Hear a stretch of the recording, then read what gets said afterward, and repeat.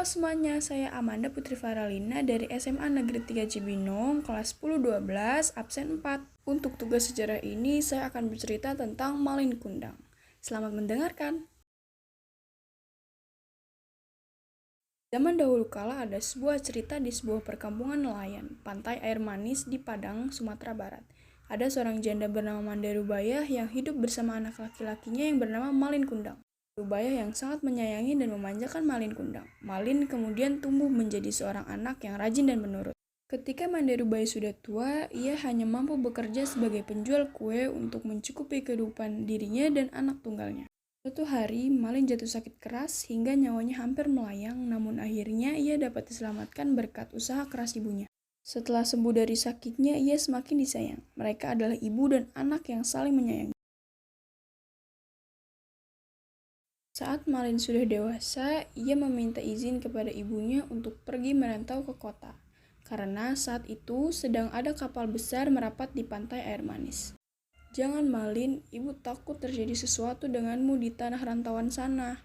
Menetaplah saja di sini temani ibu," ucap ibunya yang sedih setelah mendengar keinginan Malin yang ingin merantau. Meski dengan berat hati, akhirnya Manda Rubayah mengizinkan Malin untuk pergi. Kemudian, Malin dibekali dengan nasi berbungkus daun pisang sebanyak 7 bungkus. "Untuk bekalmu di perjalanan," katanya sambil menyerahkan pada Malin. Setelah itu, Malin Kundang berangkat ke tanah rantau meninggalkan ibunya sendiri.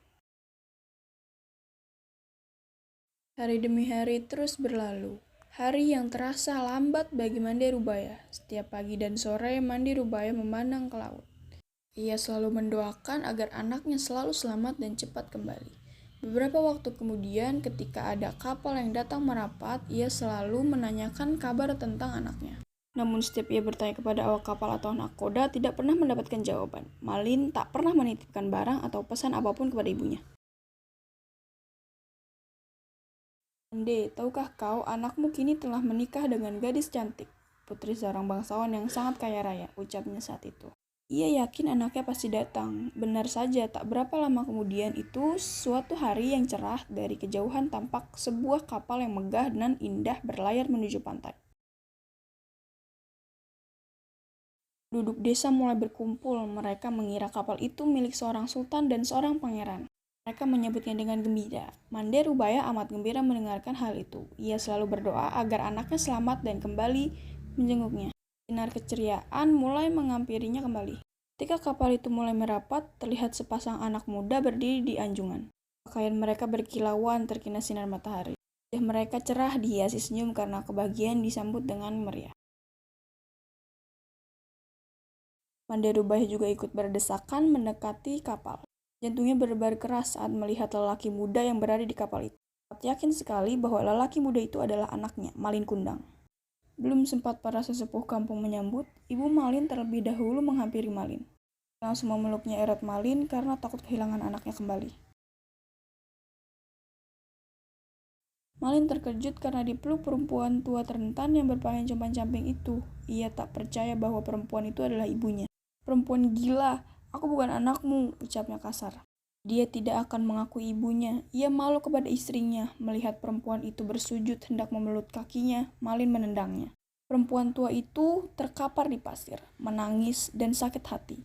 Orang-orang yang melihatnya ikut terpana. Dan kemudian pulang ke rumah masing-masing, Manda Rubayah pingsan dan terbaring sendiri. Ketika ia sadar, pantai air manis sudah sepi. Lihatnya kapal Malin semakin jauh, ia tak menyangka Malin yang dulu disayangi tega berbuat demikian. Hatinya perih dan sakit, lalu tangannya diangkat ke langit. Ia kemudian berdoa dengan hatinya yang pilu. Tak lama kemudian cuaca di tengah laut yang tadinya cerah mendadak berubah menjadi gelap. Hujan tiba-tiba turun dengan teramat lebatnya. Tiba-tiba datanglah badai besar, menghantam kapal Malin Kundang, lalu sambaran petir yang menggelegar. Saat itu juga kapal hancur berkeping-keping, kemudian terbawa ombak hingga ke pantai.